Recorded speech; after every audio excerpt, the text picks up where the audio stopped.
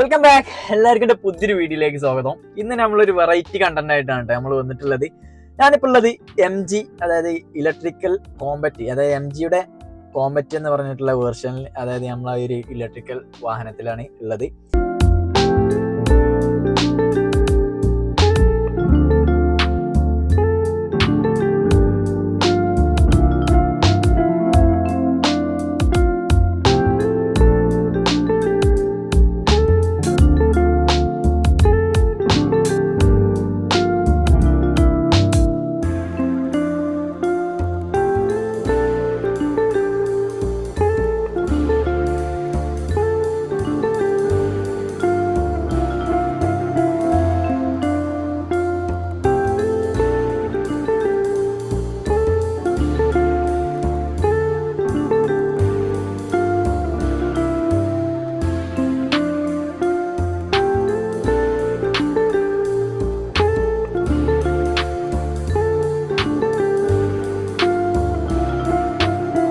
MGയുടെ branded സാധനമായിട്ടുള്ള ഒരു വെഹിക്കിളാണ്.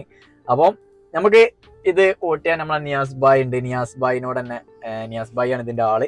അപ്പൊ നമുക്ക് നിയാസ് ബായിനോട് നമുക്ക് കാര്യങ്ങളൊക്കെ ഒന്ന് ചോദിക്കാം ഇതിനെ പറ്റി. അതായത് എടുക്കാനുള്ളവർക്കും പിന്നെ ഇതിനെ കുറിച്ച് അറിയുവാനും വേണ്ടിയാണ് നമ്മൾ ഈ ഒരു വീഡിയോ ചെയ്യുന്നത്. അപ്പം നേരെ നിയാസ് ബായ്, എന്താ വർത്താനൊക്കെ? നല്ല പാട്, സുഖല്ലേ? നിങ്ങൾ കുറച്ച് കാര്യങ്ങൾ ഞാൻ ചോദിക്കുകയാണ് നമ്മളെ പ്രേക്ഷകർക്കും ഒക്കെ ഒന്ന് അറിയാനും വേണ്ടി, പിന്നെ ഇതെടുക്കാൻ ആഗ്രഹിക്കുന്ന ആളുകളുണ്ടെങ്കിൽ അവർക്കും കൂടി വേണ്ടിയിട്ടാണ് നമ്മൾ കുറച്ച് കാര്യങ്ങൾ ചോദിക്കുകയാണ്. ഈ ഇലക്ട്രിക്കൽ വാഹനം തിരഞ്ഞെടുക്കാനുള്ള കാരണം എന്താണ്? കാരണം എന്താ വെച്ചാൽ പെട്രോൾ ഇങ്ങനെ വില കൂടിക്കൊണ്ടിരിക്കുകയാണല്ലോ. പിന്നെ എല്ലാവരും ഇപ്പൊ സോളാറിനാണെങ്കിൽ റേറ്റ് കുറഞ്ഞുകൊണ്ടിരിക്കുകയാണ്. ഇപ്പൊ 3 കിലോവാട്ട് 5 കിലോവാട്ട് ഒക്കെ ചെയ്യുമ്പോൾ വീട്ടിൽ ചെയ്യുകയാണെങ്കിൽ അതിന് സബ്സിഡിയും കാര്യങ്ങളൊക്കെ വരുന്നുണ്ട്. അപ്പോൾ നമുക്ക് ഫ്രീ ആയിട്ട് നല്ല AC ഒക്കെ ഇട്ട്, ഇപ്പൊ നല്ല ചൂടാണല്ലോ പുറത്തൊക്കെ. അപ്പൊ ആ ചൂട് കൂളിംഗ് നല്ല കൂളിംഗ് ആയത്, പൊടിയും ഇതൊന്നും അടിക്കാതെ നമുക്ക് സാധനങ്ങളൊക്കെ എന്തെങ്കിലും പർച്ചേസ് ചെയ്യാനൊക്കെ കൊണ്ടുപോകാനും പിടിക്കാനൊക്കെ ഉണ്ടെങ്കിൽ നല്ല സ്പേസും കാര്യങ്ങളൊക്കെ ഉണ്ടെങ്കിൽ സുഖമാണ്. അങ്ങനെയാണ് ഞാൻ ഇലക്ട്രിക് വാഹനം എടുക്കാന്ന് വിചാരിച്ചത്. ഓക്കെ, ഈ MG തന്നെ എടുക്കണം എന്നല്ല ആഗ്രഹം എന്താ? അപ്പൊ ഞാൻ കുറെ ഓപ്ഷൻസ് നോക്കി. അതായത് ഇപ്പൊ നമ്മൾ ഈ ഇലക്ട്രിക് വാഹനങ്ങൾ ഒരുപാട് പൈസ കൊടുത്ത്, ഇപ്പൊ 20-30 ലക്ഷം റുപ്യ കൊടുത്ത് പർച്ചേസ് ചെയ്യുമ്പോൾ അത് നമുക്ക് ഒരു വർത്തായിട്ട് വരണമെങ്കിൽ കുറെ ടൈം എടുക്കും. അതായത് ഇതിപ്പോ 30 ലക്ഷം രൂപ മുടക്കിയാൽ 30 ലക്ഷം റുപ്യ നമുക്ക് മുതലായിട്ട് വരണത് ഓടിയിട്ട് മുതലാവണം. അതായത് നമ്മള് പെട്രോൾ വണ്ടിനേക്കാളും കൂടുതൽ പൈസ കൊടുത്തിട്ടാണല്ലോ ഇത് എടുക്കുന്നത്. അപ്പൊ ഇത് നമുക്ക് ഓടിച്ചിട്ട് തന്നെ മുതലാക്കണം. അപ്പൊ ഞാൻ നോക്കിയത് ഒരു 10 ലക്ഷം 12 ലക്ഷം ആ റേഞ്ചിൽ വരുന്ന വണ്ടികളാണ് നോക്കിയത്. നമുക്കിത് ഒരു 5-8 കൊല്ലം കൊണ്ട് ഇത് മുതലാക്കണം.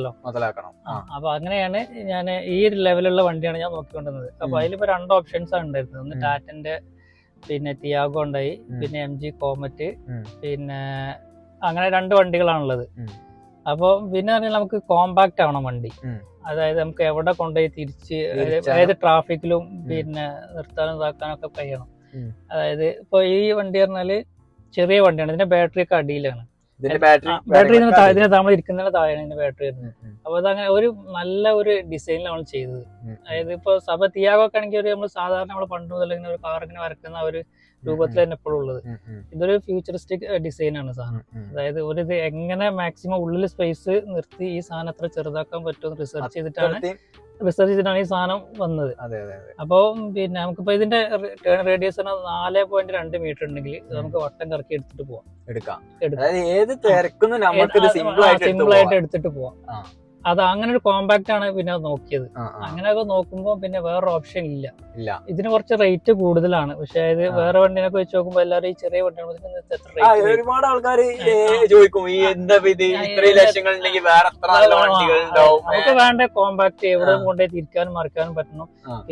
പിന്നെ ഇവര് പറയുന്ന റേഞ്ചാണ് 230 അത് 200-ന് മുകളിൽ തന്നെ ഞാൻ ഇപ്പൊ നോക്കിയിട്ട് കിട്ടുന്നുണ്ട്. ഇതിന്റെ ചാർജിങ് എങ്ങനെയാണ്? ചാർജിങ്ങിന്റെ പർപ്പസ് എങ്ങനെയാണ്? അതായത് ഇപ്പൊ ഇതിന്റെ ബാറ്ററി 17.2 കിലോവാട്ടിന്റെ ചാർജാണ്. ഇപ്പൊ നമുക്ക് ചാർജ് ചെയ്യാൻ ഏകദേശം 6.5 മണിക്കൂറോളം പിടിക്കും. നമ്മളെ സാധാരണ നമ്മളെ വീട്ടിലെ AC ചാർജിങ്, അതിൽ AC ചാർജിങ് മാത്രമേ സപ്പോർട്ട് ചെയ്യുള്ളൂ. അതായത് ഇതിന്റെ ചാർജർ നമുക്ക് എവിടെ കൊണ്ടായാലും 32 ആംപിയറിന്റെ പ്ലഗ് ഉണ്ടെങ്കിൽ നമുക്ക് അവിടെ ചാർജ് ചെയ്യാൻ പറ്റും. 6.5 മണിക്കൂർ. നമ്മള് രാത്രി പിന്നെ വീട്ടിൽ ചെന്നിട്ട് പിന്നെ കുത്തിയിട്ട് കഴിഞ്ഞാല് മോർണിംഗ് മോർണിംഗ് ആവുമ്പോൾ എടുക്കാം. എടുക്കാം. പക്ഷെ അത് 100% ആവണ ടൈമാണ്. അപ്പൊ ഞാൻ എപ്പോഴും ഒരു 50% 30% ഒക്കെ ആകുമ്പോൾ നമ്മൾ ചാർജ് ചെയ്യും. ഒരു 3-4 മണിക്കൂർ കൊണ്ട് നമുക്ക് എന്ത് ചെയ്യും, ചാർജ് ഫുള്ളായി കിട്ടും. പിന്നെ നമുക്ക് പുറത്തുനിന്ന് ചാർജ് ചെയ്യാം. ഇത് ഫാസ്റ്റ് ചാർജിംഗ് ഓപ്ഷനാണ്, ഓപ്ഷനുള്ള വണ്ടിയാണ്. അപ്പൊ അത് പിന്നെ പുറത്തുനിന്ന് ചാർജ് ചെയ്യുന്ന 3.5 മണിക്കൂറാണ്. പക്ഷെ ഏറ്റവും നല്ല സ്ലോ ചാർജിംഗ് ആണ്. ബാറ്ററി കംപ്ലൈന്റ് കുറവായിരിക്കും. സ്ലോ ചാർജിംഗ് ആണ് ഏറ്റവും നല്ലത്. ഞാൻ ഇതുവരെ പുറത്തുനിന്ന് ചാർജ് ചെയ്ത് നോക്കിയിട്ടില്ല. പുറത്ത് നോക്കിയാൽ നമ്മള് പെട്ടെന്ന് ചാർജ് ആണ്. പക്ഷെ ഏറ്റവും നല്ലത് സ്ലോ ചാർജിംഗ് അതിൽ ചെയ്താൽ മതി. നമുക്കൊരു കംപ്ലൈന്റ് വളരെ കുറവ്. ബാറ്ററി 8 കൊല്ലം ഗ്യാരണ്ടി ഉണ്ട്. 8 കൊല്ലം. അതർ പാർട്സിന് 3 കൊല്ലം അല്ലേ? അപ്പൊ ഈ കോമ്പാക്റ്റിനോടുള്ള ഗുണം ദോഷം എന്ന് പറഞ്ഞുതരും. അതായത് ഗുണം എന്ന് വെച്ചാൽ നമുക്ക് എവിടെ കൊണ്ടുപോയി തിരിക്കാനും ഇതാക്കാനും ചെറിയ റേഡിയസ് 4.2 മീറ്റർ ഉണ്ടെങ്കിൽ നമുക്ക് എവിടെ തിരിക്കാനും മറക്കാനും കഴിയും. കോമ്പാക്ട് ആണ്. നമ്മള് പിന്നെ ഏത് ട്രാഫിക്കിലൊക്കെ പെട്ടാലും നല്ല സുഖമാണ്. പിന്നെ അത് ചെറിയ സ്റ്റിയറിംഗ്, നമുക്ക് ചെറിയൊരു നമുക്ക് നല്ല സുഖമാണ്. പിന്നെ ഞാനിപ്പോ അത് റീജനറേഷൻ മാക്സിമം ഇട്ടത്, അതായത് മാക്സിമത്തിലാണ് റീജനറേഷൻ ഇട്ടത്. അപ്പൊ ഞാൻ സിംഗിൾ കാല് യൂസ് ചെയ്യുന്നുള്ളൂ, സിംഗിൾ ലെഗ് യൂസ് ചെയ്യുന്നുള്ളൂ. ഫ്രീ ആയിട്ടാണ്. ഇപ്പൊ ഞാൻ ബ്രേക്ക് പോലും ഇപ്പൊ അപ്ലൈ ചെയ്യില്ല.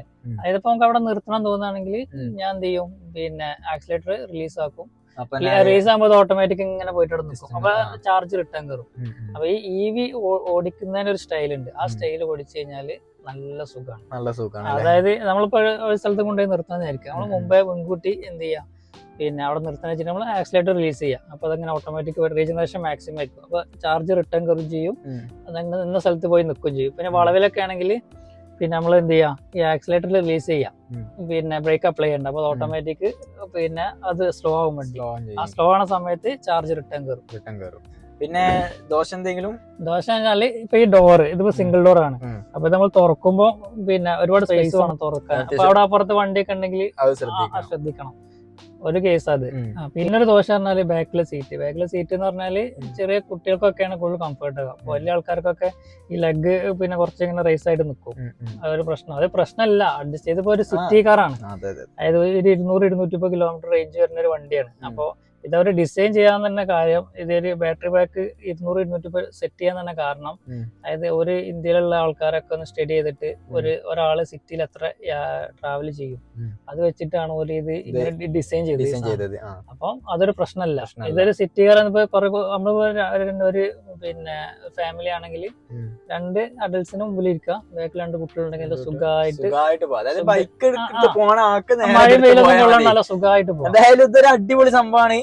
ഇലക്ട്രിക്കൽ വാഹനം ഒരുപാടുണ്ട്, കാറുകളൊക്കെ ഉണ്ട്. പക്ഷെ ഒരു ഫാമിലിക്ക് നല്ല സുഖമായിട്ട് ഏത് മുക്കുമൂലയിൽ കൂടി വളച്ചെടുത്ത് പോകാൻ പറ്റിയൊരു വണ്ടിയാണ് ഈ ഒരു വണ്ടി, MG കോമ്പറ്റ്. അപ്പൊ സംഭവങ്ങള് കേട്ടില്ലേ? അതായത് ഈ വണ്ടി ഓടിച്ച് പരിചയമുള്ള ആളോടാണ് നമ്മൾ ഫുൾ ചോദിച്ചത്. അപ്പൊ എന്താ വെച്ചാൽ അത്രയും കണ്ണിങ് വണ്ടിയാണ്. MG കോമ്പറ്റ് എടുക്കാൻ താല്പര്യമുള്ളവര് ഈ ഒരു വീഡിയോ കണ്ട് ഈ വീഡിയോ അങ്ങനെ എടുക്കാൻ ആഗ്രഹിക്കുന്നവരുണ്ടെങ്കിൽ ഈ വീഡിയോ അവർക്കും കൂടി ഷെയർ ചെയ്ത് കൊടുത്തോളി. അപ്പം നിയാസ് ഭായ്, താങ്ക് യു. ഈ ഒരു റിവ്യൂ കാര്യങ്ങളൊക്കെ നമുക്ക് പറഞ്ഞത് നമ്മളെ പ്രേക്ഷകർക്ക് പറഞ്ഞു കൊടുത്തതിന്. അപ്പൊ നെക്സ്റ്റ് ഒരു വീഡിയോ ആയി നമ്മൾ വീണ്ടും വരുന്നതാണ്. ഈ വീഡിയോ നിങ്ങൾക്ക് ഇഷ്ടപ്പെട്ടിട്ടുണ്ടെങ്കിൽ ഒന്ന് ലൈക്ക് ചെയ്യുക, മറ്റുള്ളവർക്കും കൂടി ഒന്ന് ഷെയർ ചെയ്ത് കൊടുക്കുക. അപ്പം ഓക്കെ, താങ്ക് യു.